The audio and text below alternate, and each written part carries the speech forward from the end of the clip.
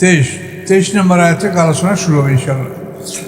আউযু বিল্লাহি মিনাশ শাইতানির রাজীম। বিসমিল্লাহির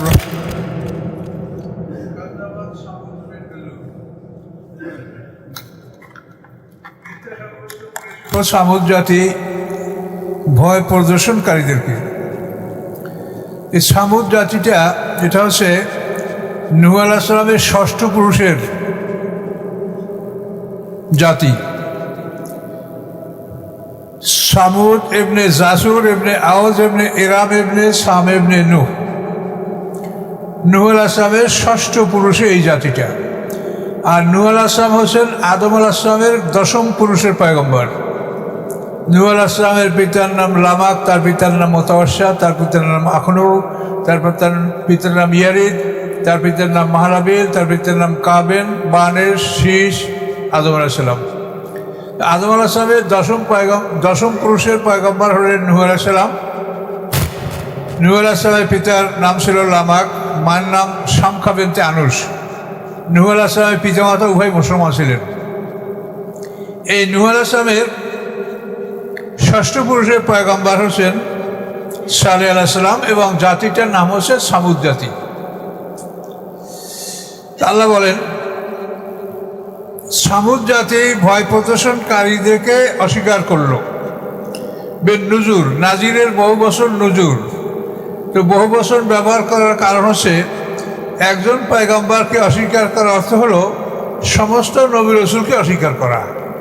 এই জন্য নবীদের ক্ষেত্রে একজন নবী, কিন্তু সেখানে আল্লাহ বহু বছর ব্যবহার করে নুজুর, নাজিরের বহু বছর নুজুর। পয়গম্বর ছিলেন সালেহ আলাইহিস সালাম এবং এদের অঞ্চলটা হলো মদিনা থেকে তাবুকের মাঝখানে হিজির অঞ্চল। কোরআন শরীফে সূরা হিজির একটা সূরা আছে, ওয়ালাকাদ কাযাযাবা আসহাবুল হিজরিল মুরসালিন। এই যে হিজির, এই হিজির অঞ্চলটা হলো সামুদ জাতির বসবাসের স্থান, মদিনা এবং তাবুকের মাঝখানে অঞ্চলটা।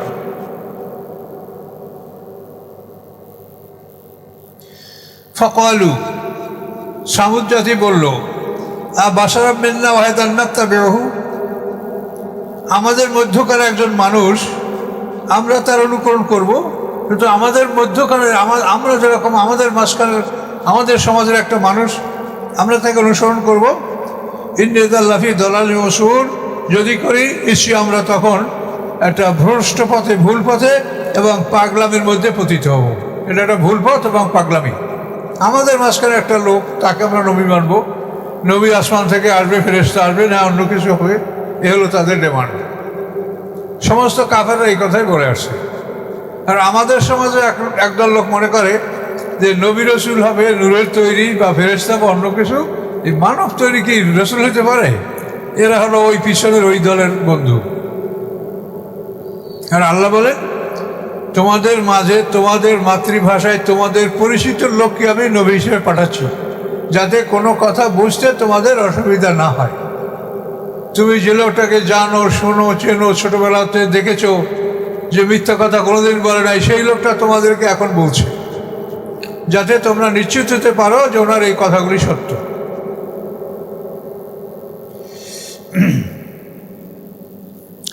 দেখেন জাতির উক্তিটা কি, আউল কি আছে আলিমিন বাইনে না, আমাদের মাঝখান থেকে তার উপরেই কি আল্লাহ তাআলা হেদায়েত ঢেলে দিলেন? হ্যাঁ, প্রশ্ন। আউল কি জিক্র, ঢেলে দেওয়া হলো কি তার উপর উপদেশ? মেম বাইনে না, আমাদের মাঝখানে, আমাদের মধ্যে হতে তাকেই আল্লাহ এটা দিলেন। বালুয়া কাজ্জাবুন আশের, বড় সে একজন মিথ্যাবাদী এবং দাম্ভিক, অহংকারী। এই বলে জাতির লোক সালেহ আলাইহিস সালামকে প্রত্যাখ্যান করল। আল্লাহ বলছেন, সায়ালামুনা গাদান, জানবে তারা আগামীকাল, মানেল কাজ্জাবুল আশের, কে মিথ্যাবাদী কে অহংকারী। আগামীকাল মানে এই বিচারের দিনটা, থেকে আগামীকাল বলছেন আল্লাহ। তার কারণ পরকালের একটা দিন হলো 1000 বছরের সমান। তো 1000 বছর পরে যদি কিয়ামত হয়, তো আগামীকাল 1000 বছর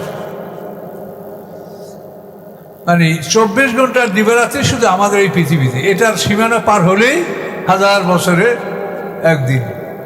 এটা আল্লাহর কোরআনে স্পষ্ট বলা, সূরা হজের মধ্যে 49 নম্বর আয়াতে। আল্লাহ বলেন, ইন্না মুরসিলুন নাকাতে ফিতনাতাল্লাহুম, নিশ্চয়ই আমি পাঠাতে যাচ্ছি তাদের প্রতি একটি উটনি স্ত্রী, ফিতনাতাল্লাহুম তাদের পরীক্ষার জন্য।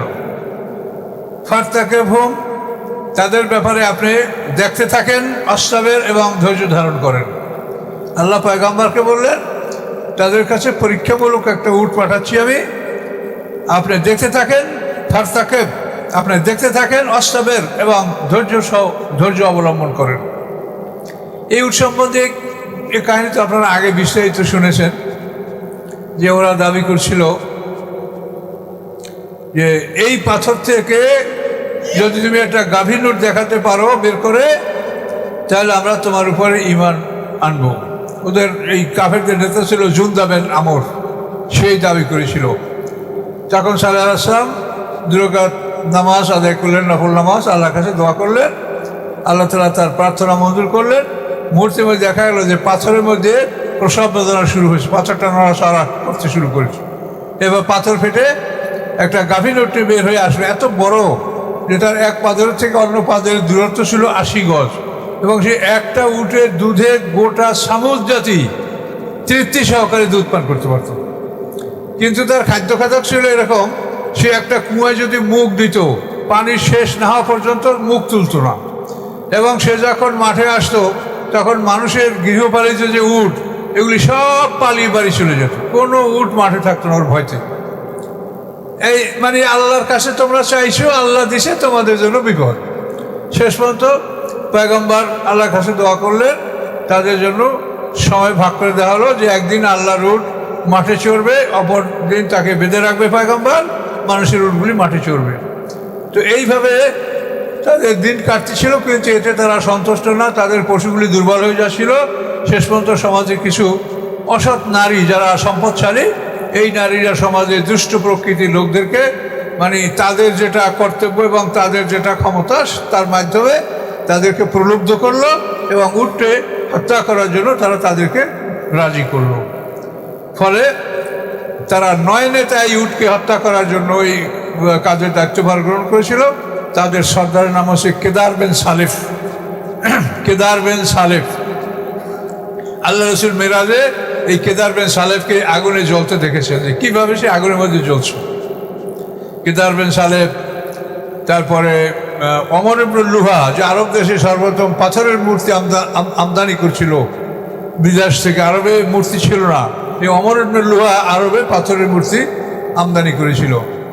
এদেরকে আল্লাহ রসুল জাহান্নামে জ্বলতে দেখেছেন, যে দেহের ভিতরে আগুন জ্বলছে এবং দেহটা লাল তামার মতো হচ্ছে, আর এবং তারা শুধু মানে কাতরাচ্ছে এবং মোচড়াচ্ছে শরীর। এভাবে আল্লাহ রসুল তাদেরকে জাহান্নামে দেখেছেন মেরাজে।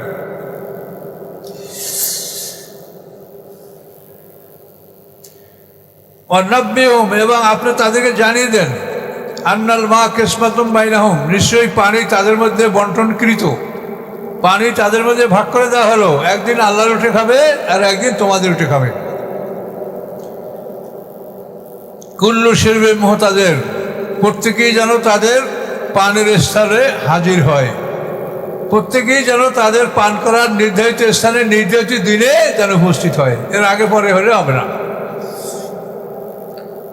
এরপর কি হলো, ফানা দাও, অতঃপর তারা ডাকলো, সাহেবাহম, তাদের সাথীকে, এই দুষ্ট সাথীকে তারা ডাকলো। ফাতাআতা, সে আক্রমণ করলো, ফাআকারা, এবং উটের পা কেটে দিল। এই কেদার বিন সালেফ উটের পা কেটে দিল। কাইফা কানা আযাবে নুজুর, কিরূপ ছিল আমার শাস্তি এবং কিরূপ ছিল আমার ভয় প্রদর্শন। এই কেদার বিন সালেফ ওই আরো 9 জন তার সহযোগী সহ উটের পা কেটে দিল, উটটা পড়ে গেল। এই উটটা হত্যা করার পরে পয়গম্বর জানায় দিলেন যে 3 দিন পরে তোমাদের ধ্বংস আসবে। এই খবর শুনে তারা পয়গম্বরকে হত্যা করার জন্য প্রস্তুতি নিল। এটা কোরআন শরীফে সম্ভবত সূরা নামলে আসে, আল্লাহ বলেন, ওয়াকানা ফিল মাদিনাতে তিসআতু রাহাতি ইউফসিদুনা ফিল আরদি ওয়া লা ইউসলিহুন। ওই শহরে 9 জন নেতা ছিল, তারা ফাসাদ করে বেড়াতো, তারা কোনো ভালো কাজ করতো না, শহরে অশান্তি সৃষ্টি করে বেড়াতো। এই 9 নেতা একমত হলো যে পয়গম্বরের উটটাকে হত্যা করবে। এই উটকে হত্যা করার জন্য তারা কি নিজেরা আপোষে কসম করলো, কলু, তাকাসামু বিল্লাহ, তারা বলল যে পরস্পর আল্লাহর নামে কসম করে নাও। কি করবা? লানুবাইয়িতান্নাহু, রাতের অন্ধকারে আমরা পয়গম্বরকে হত্যা করব, ওয়াহলাহু, এবং তার পরিবার পরিজনকেও আমরা হত্যা করব। সুম্মা লা নাকুলান্না লিওয়ালিহি, তারপর আমরা তাদের অভিভাবকদেরকে বলবো মা শাহিদনা মাহলাকা আহলি ওয়া ইন্না লা সাদিকুন, এই পরিবার পরিজন কিভাবে ধ্বংস হয়েছে আমরা জানি না, আমরা সত্য বলছি। এখন এই পয়গম্বরকে এবং তার পরিবারকে খুন করার জন্য তারা 9 জন আল্লাহর নামে কসম করে প্রস্তুত হতে বলেছে। দেখেন, ক্বালু তাকাসামু বিল্লাহ, কোনো মূর্তির নামে না, আল্লাহর নামে। তারা মুশরিক, কিন্তু কসম করলো কার নামে? আল্লাহর নামে। কাজটা করবে কি? পয়গম্বরকে খুন করবে। তো এই জন্য মানে আল্লাহর নাম নিলেই যে সেটা ভালো হয়, আর ক্ষেত্র বিশেষে অনেক সময় আল্লাহর নাম থাকে না উপরে, তারপরও সে কাজ ভালো হয়। কথা বলতে পারছেন? একজন মোমেন, যেটা আল্লাহ রাসূল বলছেন যে মোমেন সে একটা জীব জানোয়ার জবে করার সময় ভুলে বিসমিল্লাহ বলে নাই, কিন্তু সে যেহেতু মোমেন, তার অন্তরে বিসমিল্লাহ আছে, সে মনে নাই, কাজে এই জন্য ওই পশুটা হারাম হবে না। কিন্তু ইচ্ছাকৃতভাবে যদি কেউ স্মরণে থাকা সত্ত্বেও যদি অস্বীকার করে, বিসমিল্লাহ না বলে জবে করে, তো সেটা হারাম হবে। তো এভাবেই কতগুলো বিষয় কোরআন থেকে যে শেখার যে বিষয়গুলি আসে, আমাদের দৈনন্দিন জীবন এবং সামাজিক জীবনে যে সমস্যাগুলি আসে, এগুলি আমরা সব কোরআনে অনুসন্ধান করলে পাবো। এর একটা দৃষ্টান্ত আপনাকে বলছি। আমাদের কিছু আলেম, যারা সমাজের প্রথম শ্রেণীর আলেম বলে গণ্য, তাদেরকেও বলেছেন যে জুলাই সনদে বিসমিল্লাহ নাই, যেটা সমর্থন করা যাবে না। এখন এইটার কোরআন এইটা সম্বন্ধে কী ফয়সালা দেয়, সেটা আমি কোরআন থেকে আপনাদেরকে বলবো। কোরআন থেকে, আল্লাহ রসুলের জীবন থেকে। দুইটা জিনিস হলো আমাদের ক্রাইটেরিয়া, আমরা এটা এই দুই জায়গা থেকে আমরা বের করবো আমাদের সব কর্মসূচি। যেহেতু আল্লাহ রসুল সম্পর্কে কোরআনে আল্লাহ বলেছেন লাকাদ কানা লাকুম ফি রাসূলিল্লাহি উসওয়াতুন হাসানাহ, যে তোমাদের জন্য উত্তম আদর্শ রয়েছে রাসূলের জীবনের মধ্যে। এখন দেখেন, হুদায়বিয়া সন্ধি স্বাক্ষরিত হবে, দুই পক্ষের অনেক কথাবার্তা, আপনারা সূরা ফাতহাতের আগে তাফসীর শুনেছেন। সন্ধির জন্য মানে একটা কথাবার্তার সিদ্ধান্ত হলো যে আমরা 3টা শর্ত করব মাত্র। কি? মুসলমানরা এবং আমরা মক্কার কুরাইশরা 10 বছরে যুদ্ধ করব না, 10 বছরের জন্য আমাদের সিজফায়ার থাকবে, যুদ্ধ হবে না। এবছর মুসলমানরা ফিরে যাবে, তাদেরকে কাবাঘরে প্রবেশ করতে দেওয়া হবে না। আগামী বছর 3 দিনের জন্য তারা এখানে আসবে, 3 দিনের জন্য আমরা তাদের জন্য হেরেম মুক্ত করে দেব, তারা তওয়াফ করবে, কাবাঘরে অবস্থান করবে, তারপর চলে যাবে। 3 নম্বর হলো, এই সন্ধি স্বাক্ষরিত হওয়ার পরে মক্কার আর কোনো লোককে মদিনায় আশ্রয় দেওয়া যাবে না। মদিনার কোনো লোক মক্কা থেকে কোনো লোক মদিনায় হিজরত করবে না। যারা আছে তারা যে যেখানে আছে সেখানে থাকবে। হ্যাঁ, মদিনায় যারা হিজরত করে গেছে আমাদের ভয়তে, অত্যাচারে, তারা যদি মক্কায় ফিরে আসে তা আমরা তাদেরকে আশ্রয় দিব, কিন্তু মদিনা আলারা আমাদের লোক আশ্রয় দিতে পারবে না, মুসলমান হলেও না। এই 3টা কথার উপরে সোহাইল ইবনে আমর, আবু জাহেলের বড় ছেলে, সোহাইল ইবনে আমর আবু জাহেলের বড় ছেলে, সেইটা সই করবে। যেহেতু আবু জাহেল তো না, এ তো বদর যুদ্ধে মারা গেছে। এখন এইটাই হযরত আলী রাদিয়াল্লাহু আনহু লিখলেন উপরে বিসমিল্লাহির রহমানির রহিম, তারপর নিচে এই কথাগুলি। সোহাইল ইবনে আমর এটা দেখে বলে যে আমরা তো এই বিসমিল্লাহ চিনি না, আমরাও আল্লাহর নামে কাজ করি, আমরা বলি বিসমিকা আল্লাহুম্মা, একই অর্থ। তা আমরা তো এই বিসমিল্লাহির রহমানির রহিম এটা আমরা জানি না, এটা আমরা মানি না, এটা যদি এটা মুছে না ফেলা হয় তা আমরা সই করব না। এখন সাহাবায়ে কেরাম খুব মনে কষ্ট পাচ্ছে যে আল্লাহর কোরআনের বিসমিল্লাহ এটা মুছে ফেলেও জাহিলিয়াতের ওদের কথা লিখতে হবে। তো আল্লাহ রসুল বলছেন না, এটা বলছে তুমি করো। তার কারণ আল্লাহ তাআলা বলছেন যে হে রাসূল, ওরা যা চায় আপনি মেনে নেন, আপনি হুদায়বিয়া সন্ধি স্বাক্ষর করে যান, এটার মধ্যেই কল্যাণ আছে। এখন আল্লাহ রাসূল তো সব কথা খুলে বলছেন না। তো এখন বিসমিল্লাহির রহমানির রহিম কেটে দেওয়া হলো। এরপরে সামনে নিচে যে লেখাগুলি, তার মধ্যে ছিল মুহাম্মদ রাসূলুল্লাহ সাল্লাল্লাহু আলাইহি ওয়াসাল্লাম ইলা কুরাইশের, যে মুহাম্মদ রাসূলুল্লাহ সাল্লাল্লাহু আলাইহি ওয়াসাল্লামের পক্ষ থেকে কুরাইশদের প্রতি এই সন্ধিনামা, যে মুহাম্মদ রাসূলুল্লাহ, এইটা সোহাইল ইবনে আমর সই করবে না। সে বলে যে তিনি মুহাম্মদুর রাসূলুল্লাহ, আল্লাহ রসুল, এইটা যদি আমরা স্বীকার করি, তো তার বিরুদ্ধে আমরা লড়াই করবো কেন? আমরা তো এটা মানি না, সেই রাসূল এটা আমরা স্বীকৃতি দেই না, কাজে এটা আমরা সই করবো না। তো এবারে তো সাহাবায়ে কেরাম মানে সাদ ইবনে মুআয, সাদ ইবনে উবাদা এরা ক্ষিপ্ত হয়ে গেলেন, আনসারদের নেতা। তারা এসে হযরত আলীর হাত চাপে ধরলেন যে খবরদার, মুহাম্মদ রাসূলুল্লাহ কাটবে না। খুবই সাহাবী উত্তেজিত হয়ে গেলেন যে আল্লাহ রসুলের নাম, রাসূল এটা আমরা কাটবো?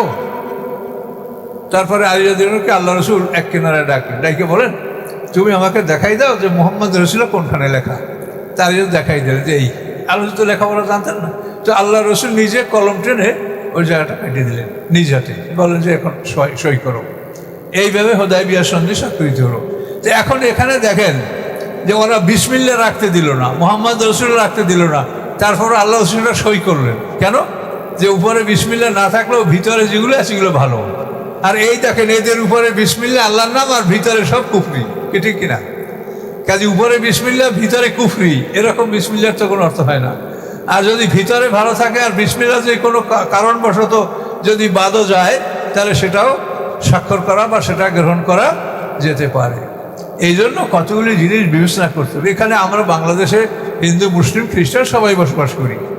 এখন যদি আমরা বিসমিল্লাহ বলে একটা জিনিস রচনা করি, তো ওরা বলবে এর মধ্যে আমরা নাই।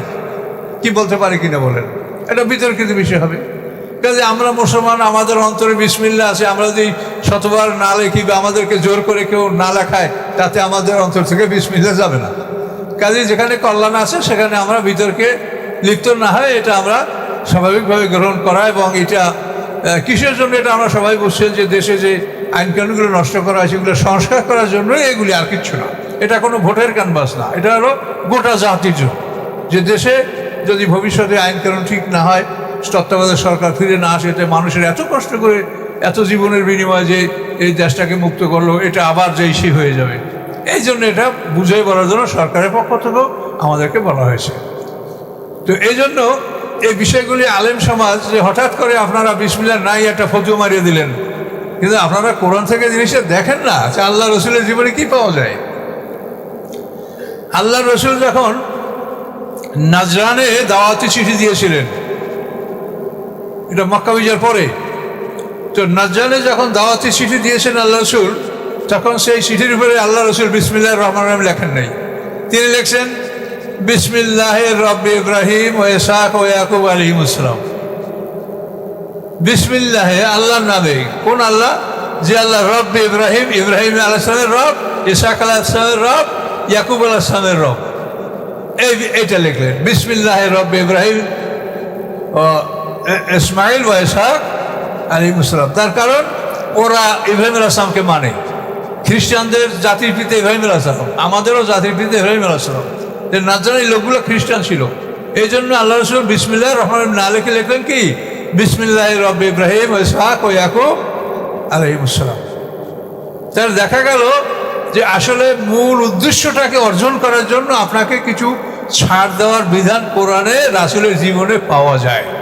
কাজে আমরা এই সমস্ত ব্যাপারে যদি ওই কঠোর হই, তাহলে যে আমাদেরকে বলে যে অর্থোডক্স মুসলিম, গোঁড়া মুসলমান, তাহলে এই গোঁড়াদের মধ্যে আমরা ঢুকে পড়বো।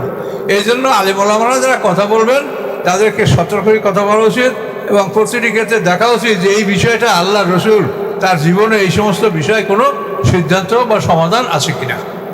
তাহলে আমরা দেখি যে আল্লাহ রসুলের জীবনে স্পষ্ট এইসব ঘটনাগুলি এগুলি পড়ে আছে।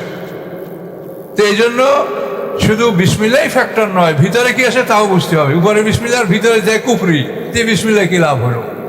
আর যদি উপরে বিসমিল্লাহ নাও থাকে, ভিতরে যদি সমাধান থাকে, গোটা জাতির কল্যাণ থাকে, তাহলে সেখানে সেটা গ্রহণযোগ্য হতে পারে।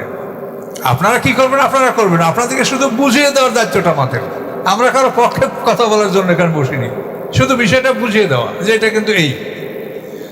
তো আশা করি এসব ব্যাপারে আপনারা জ্ঞানী মানুষ, তবে আপনারা রাসূলের জীবনী এবং কোরআন এই দুইটা জিনিস যদি পড়েন, জীবনের এমন কোনো দিক পাবেন না যে এইটা সমাধানের মধ্যে নাই। এটা একেবারে গ্যারান্টি। এ দেখেন, আমার আলোচনা আপনারা যারা অন্তত 20-30 বছর বসে শোনেন, তো এই 20-30 বছর পর্যন্ত আমি সব কোরআন থেকেই তো কথা বলছি, তাতে আমার কথাও ফুরেই যায় না, আর আপনাদেরও বসতে অসুবিধা হয়নি।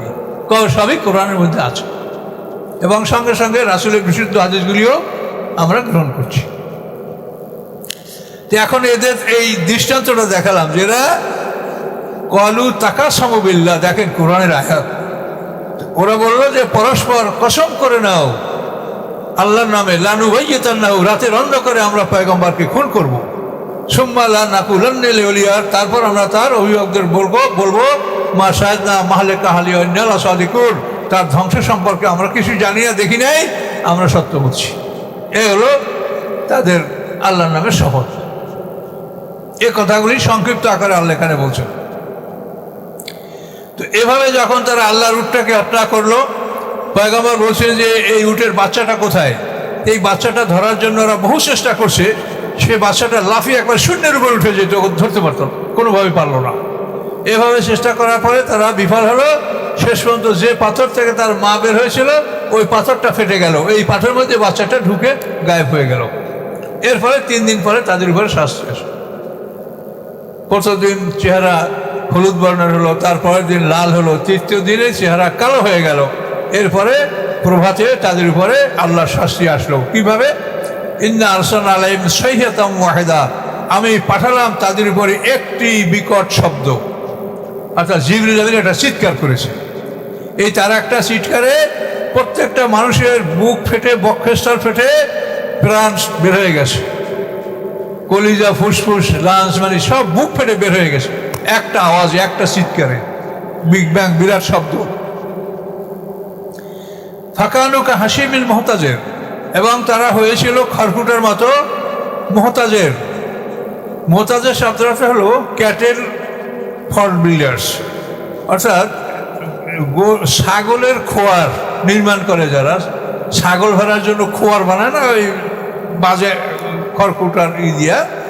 এই খোয়ার নির্মাণকারীর নিক্ষিপ্ত বস্তু, খোয়ার নির্মাণকারী তো খারাপ জিনিস ব্যবহার করছে, ওই খোয়ার নির্মাণকারী যেটা ফেলে দিয়েছে এইটা হচ্ছে হাসিম। বুঝতে পারছেন? মানে পশুর খোয়ার নির্মাণকারী যে তুচ্ছ বস্তুগুলি ফেলে দেয়, ওই রকম তুচ্ছ বস্তুর মতো এই মানুষগুলি হয়ে গেল। হাসিমেল মোহতাজের, খোয়ার নির্মাণকারীর প্রত্যেক খড়কুটার মতো তারা হয়ে গেল। এত বড় বিশাল শক্তিশালী জাতি, এভাবে আল্লাহ তাদেরকে একটা আওয়াজের মাধ্যমে করে দিলেন। আল্লাহ বলেন ওয়ালাকাদ ইয়াসসারনাল কুরআনা লিযিকরি ফাহাল মিন মুদ্দাকির, নিশ্চয়ই আমি সহজ করে দিয়েছি কোরআনকে উপদেশ গ্রহণ করার জন্য, আছে কেউ উপদেশ গ্রহণকারী? আল্লাহ আহ্বান করছে। আল্লাহ এই কথা বলার পরও দেখবেন সমাজে এক শ্রেণীর লোক আছে, তারা কোরআনকে ভয় দেখায়। ও বাবা, ওখানে আপনি যান না, ওই 16টা সাবজেক্ট জানা লাগবে, 18টা গ্রামার জানা লাগবে, অমুক সমুক, ওখানে গেলে আপনি গুমরা হয়ে যাবেন। এভাবে কোরআন থেকে মানুষকে দূরে সরাবার চেষ্টা করছে। এরা কিন্তু ইহুদি খ্রিস্টানদের দালাল। শোনেন, শয়তান যদি নিজে চেহারা নিয়ে আত্মপ্রকাশ করে তো পৃথিবীর কোনো কাফেরও শয়তানের কথা শুনবে না, ওটা তুই শয়তান, তোর কথা শুনবো না। কিন্তু শয়তান কোনোদিন নিজের চেহারা নিয়ে আত্মপ্রকাশ করে না। তার সবচেয়ে বড় মাধ্যম হলো নারী জাতি। এই নারী জাতির মধ্যে ঢুইকা তারপর সে মানুষকে প্রতারণা করে এবং মানুষ তার খপ্পরে পড়ে। কাজে যারা সমাজে দিন সম্পর্কে ধোঁকা দেয়, তারাও আমার সাথে আপনার সুন্দর লেবাস করিয়ে আপনাদেরকে বলবে, যাতে দেখলে মনে হয় যে এই লোকটা তো সুন্দর একটা মানুষ, এই লোকটা যা বলে এটা তো গ্রহণযোগ্য, এটা আপনি মনে করবেন। কাজে সমাজে কিন্তু ওই রকম এক শ্রেণীর লোক আছে যে লেবাস পোশাকে তারা খুব সুন্দর, কিন্তু তাদের কথা হচ্ছে শয়তানের কথা। আমাদের দেশে, আপনাদের এই অঞ্চলে এটা শুনি না, আমাদের এই বরিশাল অঞ্চলে আমাদের সব দেশ তো পীরের দেশ, ও দেশের লোকের একটা কথা আছে মুখে যে যার পীর নেই তার পীর শয়তান। আমি এই কথা শুনতে বলি, এই কথা যে বলে সে শয়তান। আমি যতবার জীবনে এই কথা আমার কানে আসে আমি ততবার বলছি যে এই কথা যে বলে ও শয়তান, যার পীর নেই তার পীর শয়তান। কারণ পীরকে কি আল্লাহ বন্দোবস্ত দিয়েছে নাকি তার দিন প্রচারের জন্য? না, ভেস্ট তার জিম্মেদারিতে দিয়েছে যে তুমি এই ভেস্ট তোমার মরিদ বন্টন করিও। কি আছে তার কাছে? সে নিজে কোথায় যাবে তার কি খবর আছে, কি যোগ্যতা আছে? আল্লাহর অনুমতি ছাড়া কোনো মানুষ শফাত করতে পারবে না। এটা তো কোরআনে বারবার আল্লাহ বলছেন। কেন অনুমতিটা কে পাবে? এইটা কি বলতে পারে পৃথিবীতে? কাজে এই ধর্ম ব্যবসায়ীরা এইভাবে মানুষকে বিভ্রান্ত করছে। কাজে আপনারা সতর্ক থাকবেন। এটা দজ্জালের যুগ। দজ্জাল মানে মিথ্যাবাদী। কানা দজ্জাল আসবে কিনা আল্লাহ জানেন। 100 কানা দজ্জাল, ইবনে সৈয়দ তার নাম, যার সম্পর্কে হাদিসে বিস্তারিত বিবরণ আসতে পারে, আর যদি নাও আসে তো এই যুগটা দাজ্জালের যুগ, সব মিথ্যা, শুধু মিথ্যার উপরে সব কিছু চলছে। কাজে এই জন্য আপনারা সতর্ক থাকবেন। আল্লাহর কালামে কোনো মিথ্যা নাই, একমাত্র সত্য জিনিস পৃথিবীতে আল কোরআন এবং রাসূলের জিন্দেগি। তো আল্লাহ বলেন ওয়ালাকাদ ইয়াসসারনাল কোরআনের যিকরে, উপদেশ গ্রহণ করার জন্য আমি কোরআনকে সহজ করে দিয়েছি। হাল মিন মুদ্দাকির, আছে কেউ উপদেশ গ্রহণকারী? কাযযাবাত কওমু লুতিন বিন নুজুর।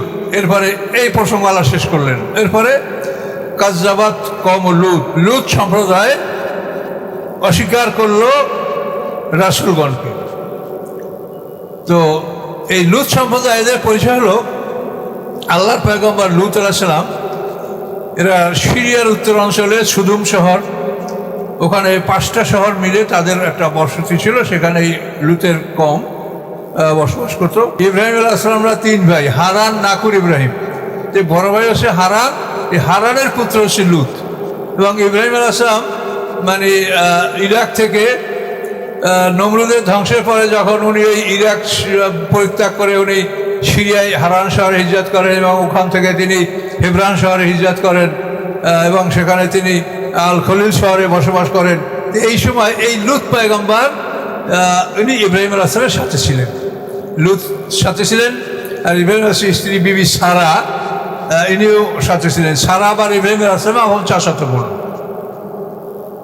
আর সারার পিতার নামও হারান, আর ইব্রাহিম আলাইহিস সালামের বড় ভাইয়ের নামও হারান, চাচা ভাতিজার এক নাম। জটিলতা আপনারা না পড়েন।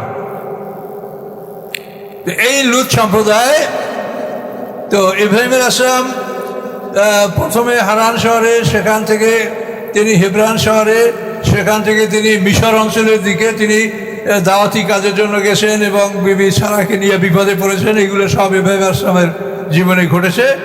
ইব্রাহিম আলাইহিস সালাম তখন ওই সিরিয়ার হেবরান শহরে ছিলেন। আর লুত আলাইহিস সালাম ওখান থেকে আরও উত্তর অঞ্চলে তিনি বসবাস করতেন এবং সেখানে তার জাতিকে তিনি দাওয়াত দিয়েছেন। এখানে আল্লাহ বলছেন যে কাযযাবাত কওমু লুতিন বিন নুজুর, মিথ্যা সাব্যস্ত করল লুত সম্প্রদায় তাদের ভয় প্রদর্শনকারীকে। ইন্না আরসালনা আলাইহিম হাসিবা, নিশ্চয় আমি পাঠিয়েছিলাম তাদের উপরে প্রস্তরখণ্ড, হাসিবানি পাথরের টুকরা, আমি তাদের উপরে পাথরের টুকরা বর্ষণ করেছিলাম। ইল্লা আলা লুত পরিবার ব্যতীত।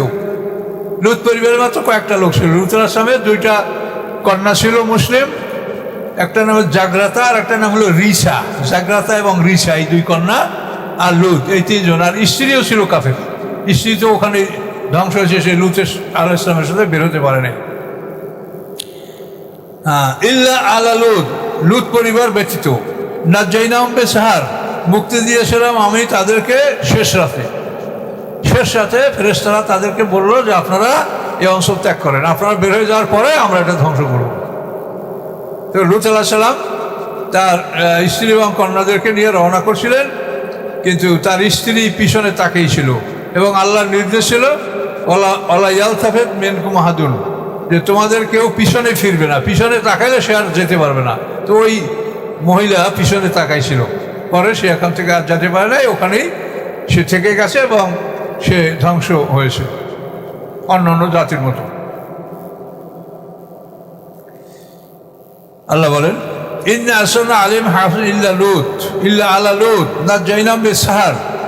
এই যে আপনারা সাহারি কেন না, সাহারি এটা আমাদের ভাষা আমরা সবাই সেহরি বলি, কিন্তু শব্দটা সাহার, শেষ রাতের খানা যেটা আমরা খেয়ে আমরা রোজার নিয়াত করি, এটা হলো সাহারি, কিন্তু আমরা প্রচলিত ভাষায় সেহরি বলি। নেমাতাম মিন ইনদিনা, আল্লাহ বলেন আমার পক্ষ থেকে নেয়ামত। কাযালিকা নাজরি মান শাকার, এভাবেই আমি পুরস্কার দান করি মান শাকার, যে আমার কৃতজ্ঞতা জ্ঞাপন করে তাকে, আল্লাহ শুকর যে আদায় করে, আল্লাহ বলেন আমি তাকে এভাবে পুরস্কার দিয়ে থাকি। ওয়ালাকাদ আনজারহুম বাতশাতানা ফাতামারাউ বিন নুজুর, নিশ্চয়ই ভয় দেখাইছিলেন তাদেরকে পয়গম্বর, বাতশাতানা আমার কঠোর শাস্তির, আমার কঠোর পাকড়ার ভয় তাদেরকে দেখাইছিল পয়গম্বর, কিন্তু ফাতামারাউ বিন নুজুর, তারা সন্দেহ পোষণ করেছে এই ভয় প্রদর্শনের উপরে। এই ভয় প্রদর্শনের পরে তার জাতি সন্দেহ পোষণ করছে যেগুলো কিছু হবে না, এগুলো পয়গম্বর এমনি বলছে। ওয়ালাকাদ রাবাদুহু আন যায়ফি, নিশ্চয়ই তারা ফুসলিয়েছিল মেহমানদেরকে। মানে 10 জন ফেরেশতা ইব্রাহিম আলাইহিস সালামের বাড়িতে গিয়া প্রথমে তো মা সারা, এই সারার পেটে ইসহাক আলাইহিস সালাম ভূমিষ্ঠ হবে এই সুসংবাদ দিলেন। এই সুসংবাদ দেওয়ার পরে ইব্রাহিম আলাইহিস সালামের গৃহ থেকে এরা উত্তর দিকে রওনা করলেন, এই ফেরেশতা 10 জন, খুব সুন্দর মানুষের বেশে। এবং এই ফেরেশতারা যখন এদিকে যাচ্ছিলেন, ইব্রাহিম আলাইহিস সালাম অনেক দূর পর্যন্ত তাদেরকে আগায় দিচ্ছিলেন, সি অফ, যেটাকে আরবিতে বলে মাসাইয়াত।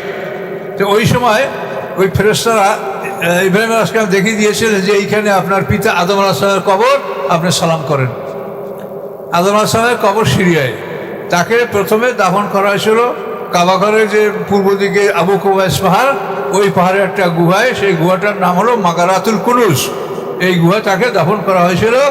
তো নূহ আলাইহিস সালামের প্লাবনের সময় তাকে নৌকায় তোলা হয়েছিল। নূহ আলাইহিস সালাম, আদম আলাইহিস সালাম তার সন্তানদেরকে ওসিয়ত করেছেন যে এমন একটা সময় আসবে যে কাবাঘর অঞ্চলে কোনো লোক থাকবে না, সব এখান থেকে চলে যাবে, মুসলমানরা নৌকায় উঠবে আর কাফেররা মারা যাবে। তখন আমি একা এখানে থাকবো, আমার এটা ভালো লাগবে না, তাহলে তোমরা আমাকে এখান থেকে নিয়ে যেও। ইসুফ আলাইহিস সালাম যেভাবে বলেছেন মিশর ত্যাগ করলে সময় তোমরা আমাকে নিয়ে যেও, এভাবে আদম আলাইহিস সালাম ওসিয়ত ছিল। এই জন্য খিজির আলাইহিস সালাম আদম আলাইহিস সালামকে নৌকায় তুলেছিলেন এবং তাকে পরবর্তীতে সিরিয়ায় দাফন করা হয়েছিল। কিন্তু সে জায়গাটা আমাদের কাছে অজানা, অপরিচিত, কিন্তু ফেরেশতারা ইব্রাহিম আলাইহিস সালামকে দেখিয়েছিল যে এইটা আপনার বাবার কবর এখানে। এই ফেরেশতারা লূত আলাইহিস সালামের বাড়িতে মেহমানের বেশি উপস্থিত হলেন, 10 জন ফেরেশতা, খুব সুন্দর চেহারা, সুন্দর মানুষ, সুন্দর মেহমান। এই আল্লাহ বলেন ওয়ালাকাদ রাবাদুহু আন যায়ফিহি, মানে লূত আলাইহিস সালামের মেহমানদেরকে তারা অন্যায়ের জন্য ফুসলাচ্ছিল, সেডুস করছিল তাদেরকে। আল্লাহ বলেন ফাতামাসনা আয়ুনাহুম, যখন তারা এইভাবে এই মেহমানদেরকে দাবি করলো যে তাদেরকে আমাদের হাতে তুলে দাও, তাদেরকে ফেরত দাও, তাহলে ঘরের দরজা ভেঙে ঢুকবো, এরকম যখন করলো তো পয়গম্বর তো ঘাবড়িয়ে গেলেন। তিনি বললেন আল্লাহ, আমি যদি কোনো শক্তির আশ্রয় পেতাম এখন। তখন জিবরিল আমিন বললেন যে আপনি ঘাবড়াবেন, আমরা ফেরেশতা। জিবরিল আমিন একটা পাকা দ্বারা ঝাপটা মারলেন, এই ঝাপটার সাথে সাথে তারা সবাই অন্ধ হয়ে গেল, একজন আরো চোখ আর নাই। তখন আমরা কালকে দেখবো, আমরা অন্ধ হইও তারপরে নরম হয় না। মানে আল্লাহ যাদের খেদাত না দেয় তাদের দুর্দশা এরকমই হয়। কালকে দেখবো সকালে। আল্লাহ বলেন ওয়ালাকাদ রাবাদুহু আন যায়ফিহি, হি মানে এই সর্বনাম হলো লূত পয়গম্বর। এই পয়গম্বরের মেহমানদেরকে তারা ফুসলিয়েছিল। ফাতামাসনা আয়ুনাহুম, আল্লাহ বলেন আমি তাদের চক্ষু নষ্ট করে দিয়েছিলাম। ফাযুকু আযাবি ওয়া নুযুর, এবার স্বাদ গ্রহণ করো আমার শাস্তির এবং আমার ভয় প্রদর্শনের। ওয়ালাকাদ সাব্বাহাহুম বুকরাতান আযাবুম মুস্তাকির, অবশ্যই অতি প্রভাতে এসেছিল তাদের উপরে অবিরাম শাস্তি। অতি প্রভাতে, মানে প্রভাত হওয়ার সাথে সাথেই, পয়গম্বর বের হয়ে যাওয়ার সাথে সাথেই অতি ভোরে তাদের উপরে অবিরাম শাস্তি শুরু হয়ে গেল। আযাবুম মুস্তাকির, অবিরাম শাস্তি। আল্লাহ বলেন ফাযুকু, স্বাদ গ্রহণ করো আযাবি, আমার শাস্তির, ও নুযুর, এবং আমার ভয় প্রদর্শনের। ওয়ালাকাদ ইয়াসসারনাল কুরআনা লিযিকরি ফাহাল মিন মুদ্দাকির, নিশ্চয়ই আমি সহজ করে দিয়েছি এই কোরআনকে উপদেশ গ্রহণ করার জন্য। আসে কেউ উপদেশ গ্রহণকারী? আল্লাহ ডাকছে আপনাদেরকে, আমাদেরকে। কতখানি আছে আর শেষ করে দিই, সুরাটা অল্প আছে। বিসমিল্লাহির রহমানির রহিম। ওয়ালাকাদ জাআ আলা ফিরআউনান নুযুর, নিশ্চয়ই এসেছিল ফিরআউন সম্প্রদায়ের কাছে আমার ভয় প্রদর্শনকারী পয়গম্বর মূসা আলাইহিস সালাম এবং হারুন আলাইহিস সালাম।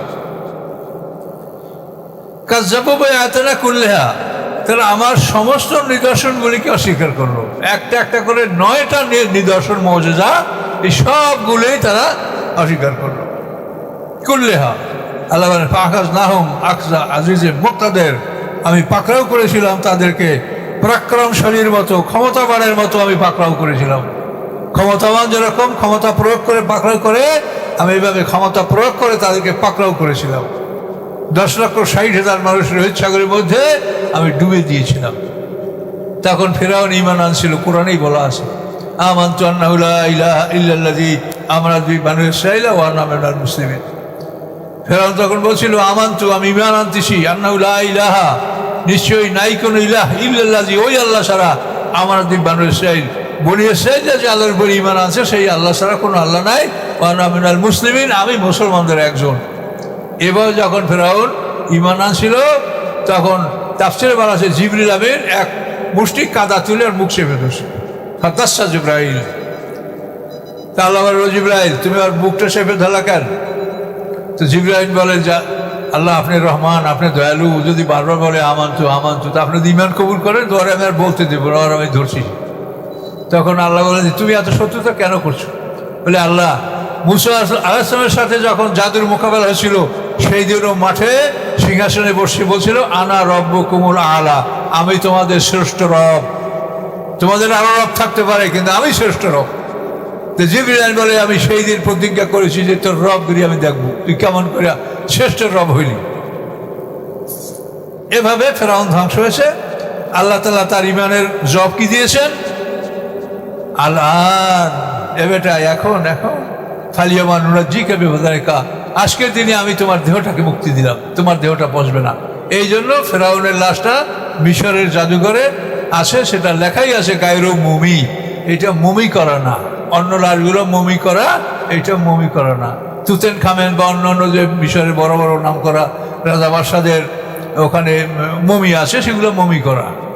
আর ফেরাউনের লাশটা মমিন। এটা 2 নম্বরে 8টা লাশ আছে, 8টা রামিসিস, 8টা ফেরাউন ওখানে আছে, তার মধ্যে 2 নম্বর হলো এই ফেরাউন, যেটা কোরআনে যে ফেরাউনের কথা বলা আছে।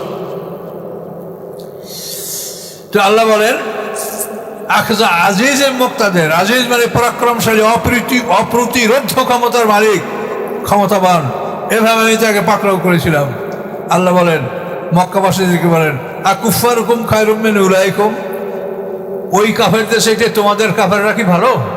তো ওই কাফেরদেরকে আমি শাস্তি দিয়েছি আর তোমাদেরকে ছেড়ে দেবো আমি? আল্লাহ জিজ্ঞাসা করেন, তো ওই কাফেরদের চাইতে তোমাদের কাফেররা কি ভালো? এই মক্কার কাফেররা ভালো? কাজে কি করে হতে পারে? তারা তো তোমাদের সাথে আরো সম্পদশালী ছিল। আমলাকুম বারাতুম ফি জুবুর, অথবা কেতাবে তোমাদের মুক্তি লেখা আছে, তোমরা মুক্তি পাবে, মরলেও তোমরা জান্নাত পাবে, এটা কোনো কেতাবে লেখা আছে? এরকম আছে নাকি কোনো কেতাব তোমাদের কাছে? তাহলে বের করো। জুবুর মানে ছোট কেতাব, আমলনামা বা অন্য অন্য কোনো ছোট কেতাব লিখিত, এটার নাম জুবুর। আমিয়া কুলুনা, অথবা তারা বলে নাহনু জামিউন, আমরা একটি সংগঠন, আমরা একটি জামাত, মুনতাসির, দ্বারা সাহায্যপ্রাপ্ত, আমরা সাহায্যপ্রাপ্ত, আমরা সব জায়গায় জয়যুক্ত হব, কাবাঘর আমাদের দখলে, আর কাবাঘর থেকে আমরা সব বরকত রহমত পাবো, এই কাবাঘরের উসিলে আমরা সাহায্য পাবো। যেহেতু ইতিপূর্বে আব্রাহা আমাদেরকে ধ্বংস করতে আসে, আব্রাহা ধ্বংস হয়ে গেছে, আমরা জিতেছি, কাজে এইভাবে আমরা চিরদিন কাবাঘরের মোতাল্লি, আমরা মুনতাসির, আমরা সাহায্যপ্রাপ্ত। এটা ছিল তাদের দাবি যে আমরা কাবাঘরের মালিক। কথা বলতে পারছেন? এই জন্য ওরা মানে কাউকে ভয় করতো না। আমরা কাবাঘরের মালিক, কাবাঘরের মোতাল্লি, কাবাঘরের সেবক, এই উসিলে আল্লাহ আমাদেরকে মুক্তি দেবে। যেমন আব্রাহাকে ধ্বংস করছে, আমাদেরকে আল্লাহ মুক্তি দিয়েছে। অথচ আব্রাহা ছিল আহলে কেতাব, খ্রিস্টান, আর ওরা মুশরিক। তাহলে আহলে কেতাব ধ্বংস হলো, মুশরিকরা মুক্তি পেল, এটা তার মনোবল বিরাট। এই জন্য মনে করতে যে মুহাম্মদ সাল্লাল্লাহু আলাইহি ওয়াসাল্লাম আহলে কেতাব আর আমরা মুশরিক, তাহলে ও আব্রাহা আহলে কেতাব ধ্বংস হয়েছে, মুহাম্মদ সাল্লাল্লাহু আলাইহি ওয়াসাল্লাম আহলে কেতাব ধ্বংস আমাদের সাথে পারবে না। এই ছিল তাদের দাবি। এই জন্য বলে নাহনু জামিউ মুনতাসির, যে আমরা এমন একটা সংগঠন, এমন একটা দল যে আমরা সাহায্যপ্রাপ্ত। আহলে কেতাবদের বিরুদ্ধে আল্লাহ আমাদেরকে সাহায্য করছে, কাজে এখনো মুহাম্মদ সাল্লাল্লাহু আলাইহি ওয়াসাল্লাম আহলে কেতাব, তার বিরুদ্ধে আমরা জয়যুক্ত হব। এই ছিল তাদের ধারণা। কিন্তু মক্কা বিজয় করিয়া মুহাম্মদ সাল্লাল্লাহু আলাইহি ওয়াসাল্লাম যখন মুক্তিগুলোকে পিটাইয়া ভাঙ্গিয়া স্তূপ করে দিল ওদের সামনে, তখন ওরা বুঝতে পারলো যে এই ভগবানরা মুহাম্মদ সাল্লাল্লাহু আলাইহি ওয়াসাল্লামের কিছু করতে পারবে না। কথা বলতে পারছেন?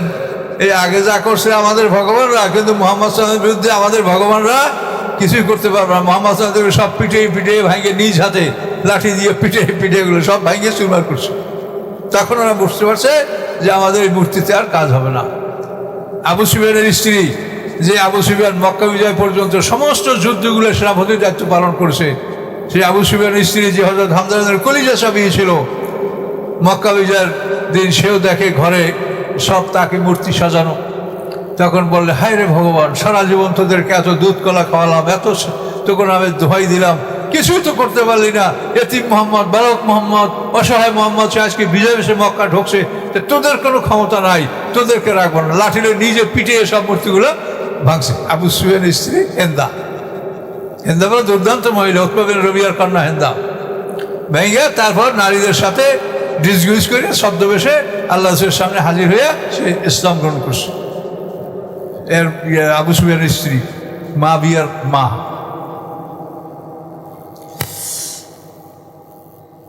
নাহানু জামিউ মুনতাসির, এই দাবিটা ছিল তাদের এই প্রকৃতিতে, যে আমরা আহলে কিতাবদেরকে পরাজিত করেছি, মানে আমাদের যুদ্ধই লাগে না, আল্লাহ পরাজিত করে দিচ্ছে, তাহলে এদের সাথে আমরা জিতবো না। আল্লাহ বলেন, সাহিবুল জমউল্লাহ, তোমরা মনে করছো যে তোমরা সাহায্যপ্রাপ্ত, অচিরেই এই জামাত পরাজিত হবে এবং তারা পিঠ প্রদর্শনপূর্বক পলায়ন করবে।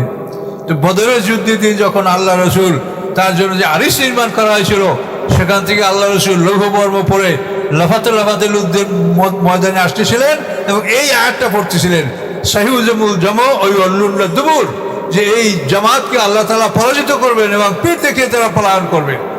ওমর ফারুক সহ অন্যান্য সাহাবায়ে কেরামরা বলেন যে আমরা সেই দিন এই আয়াতের বুঝতে পারছি যে এই আয়াতের অর্থটা কি, যে আল্লাহ রসুল লৌহবর্ম পরে বীরের মতো যুদ্ধের মাঠে লাফাতে লাফাতে আসেন এবং বলছেন এই জামাত পরাজিত হবে এবং পিঠ প্রদর্শন পূর্বক তারা পালাবে। এই আয়াত সাহিউল জমউল্লাহ, এটা আপনারাও কাফেরের বিরুদ্ধে ব্যবহার করতে পারেন। আপনাদের শত্রুর বিরুদ্ধে, যে অন্যায় নিশ্চিত শত্রু, যে তার বিরুদ্ধে আয়াত ব্যবহার করা যেতে পারে। আল্লাহ সাত ও মাওয়াইদুহুম, তাদের প্রকৃত প্রতিশ্রুতি হচ্ছে কিয়ামত। কিয়ামত হলো প্রকৃত শাস্তি দিন। এটা তো দুনিয়ার শৃঙ্খলা বজায় জন্য একটা আইন রাখা হয়েছে। অসাত ও আধা, এবং এই কিয়ামত অতি বিরক্তিকর ও আমার এবং অতি তিক্ত। এটা তাদের কাছে অতি বিরক্তিকর এবং অতি তিক্ত মনে হবে। ইন্নাল মুজরিমিনা ফি দালালিন ওয়া সুর, নিশ্চয়ই যারা অপরাধী তারা ভ্রান্ত পথে আসে এবং তারা পাগলামির মধ্যে আসে, তারা দেওয়ানা, পাগল। ইয়াউমা ইউযহাবুনা ফিন-নার, সেদিন তাদেরকে আবদ্ধ করা হবে শিকলের দ্বারা, ফিন-নার, আগুনের মধ্যে শিকলে তাদেরকে আবদ্ধ করা হবে। আল্লাহ উজুহিম, মুখমণ্ডলে ভর করে, উল্টোভাবে পা দুটো উপরে রেখে নিচে মাথা দিয়ে এবার উল্টোভাবে শিকলে আবদ্ধ করে জাহান্নামে ঝুলানো হবে তাদেরকে। কি শাস্তিটা বোঝেন। এবং বলা হবে যুকু মাসা সাকার, এই সাকার দোজকের স্বাদ গ্রহণ করো।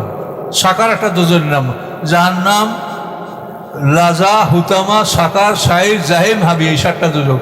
তো এই সাকার একটা দোজকের নাম। আর সাকার মানে আপনি কমন আপনি জাহান্নামও অর্থ করতে পারেন। তাদেরকে বলা হবে এই সাকারের স্বাদ গ্রহণ করো। আল্লাহ বলেন, ইন্না কুল্লা শাইইন খালাকনাহু বিকাদর, নিশ্চয়ই আমি প্রত্যেকটা জিনিসকে সৃষ্টি করেছি একটা নির্ধারিত পরিমাণে। তো এই পরিমাণ যে নির্ধারণ, যেটা যার জন্য আসে, তোমাদের হায়াত, তোমাদের ধন সম্পদ, তোমাদের বেঁচে থাকার যে উপকরণ, প্রত্যেকটা জিনিসের পরিমাণ আছে। আল্লাহ বলেন, প্রত্যেকটা জিনিস আমি একটা পরিমাণ মতো সৃষ্টি করেছি। আমা আমরুনা ইল্লা ওয়াহিদাতুন লামহিল বাশার, এবং নয় আমার আদর্শ কিয়ামত সম্পর্কে, বরং এটা যেন চোখের পলক দিতে যে সময় লাগে, এতটুকু সময়ের মধ্যে আমি সিংহা বাজাবার জন্য আদেশ করব। আর ইসরাফিল তো সিংহা মুখে নিয়ে দাঁড়াই আছে। আল্লাহ রসুলের জন্মের রাত্রি ইসরাফিল সিংহে মুখে নিয়ে রেডি।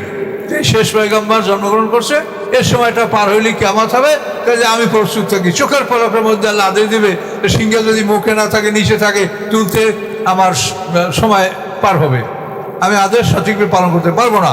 এই জন্য সিংহা মুখে নিয়ে দাঁড়িয়ে আছে। তাদের তো আর খাদ্য নাই, পানাহারের প্রয়োজন নাই। আল্লাহ রসুল মেরাজে দেখেছেন ইসরাফিলকে, যে সিংহা মুখে নিয়ে দাঁড়িয়ে আছে। আল্লাহ তাকে সালাম দিয়েছেন, কিন্তু সালামের জবাব দিতে পারছিল না। 3 বার সালাম দেওয়ার পরে সালামের জবাব দিয়েছে এবং আল্লাহ রসুলের কাছে ক্ষমা চেয়েছে, যে রাসূলুল্লাহ, আপনার জন্মের খবর শুনে আমি সিংহা মুখে নিয়ে দাঁড়িয়েছি, কিন্তু আমি যে সিংহাটা মুখ থেকে নামিয়ে সালামের জবাব দিব, এটা আল্লাহর কাছে আমার অনুমতি নিতে হয়েছে। আল্লাহর কাছে অনুমতি নিয়ে সিংহা থেকে মুখটা হটাইয়া আমি আপনার সালামের জবাব দিয়েছি, এই জন্য বিলম্ব হয়েছে, আপনাকে ক্ষমা করে দেন।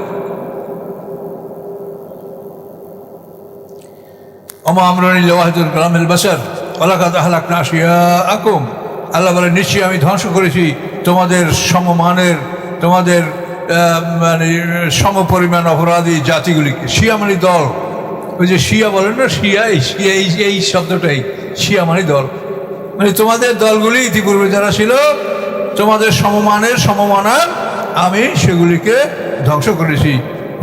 মুদ্দাকির, আছে কেউ উপদেশ গ্রহণকারী? এগুলি দেখে কেউ উপদেশ গ্রহণকারী আছে? সেটার উপদেশ গ্রহণ করে। অকুল্ল সেন ফালু ফি জুবুর, এবং সব কিছু তারা যা করেছে ওটা জুবুরে আছে, লিখিত কিতাবে আছে। তারা কি করেছে সব লিখিত কিতাবে সংরক্ষিত আছে। অকুল্ল সগির কাবির মুস্তাতার, এবং প্রত্যেকটা ছোট বড় একেবারে লাইনে লাইনে সাজিয়ে লেখা আছে। প্রত্যেকটা ছোট বড় লাইনে লাইনে সাজিয়ে লেখা আছে, কোনোভাবেই কোনো কিছু বাদ যায় নাই, সব আপনি দেখবেন রেডি।